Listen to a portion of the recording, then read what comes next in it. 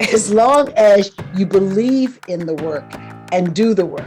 But first of all, I don't want to be your poster child. Solidarity is critical to getting this done.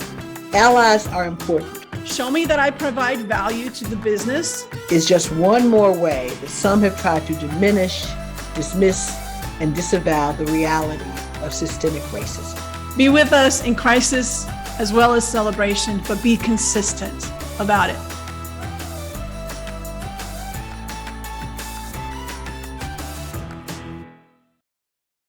Janet, there's a lot of forms of resistance to DEI. And one of those forms is this analytical, scientific, kind of frame of mind, kind of this scientific analytical approach that doesn't really lend itself to DEI and the humanity of it and all of the different aspects that come along with DEI.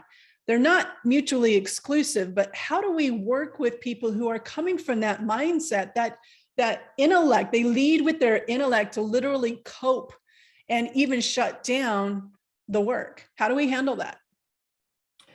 That is a great question for me of all people. One, because I call myself a diversity pragmatist, which in some people's minds may make them think that I do the same thing. I don't.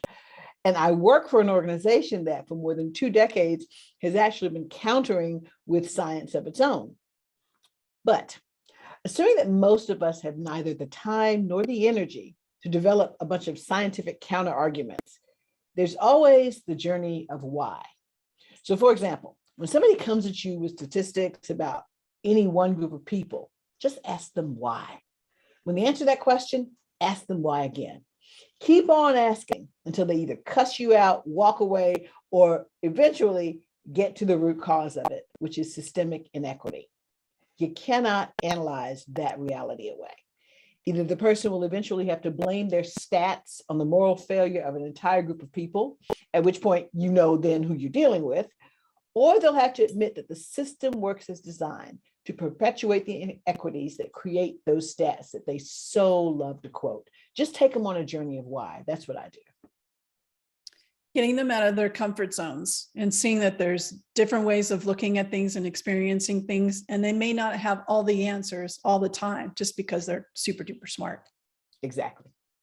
Thank you, Janet. I appreciate it. Thank you.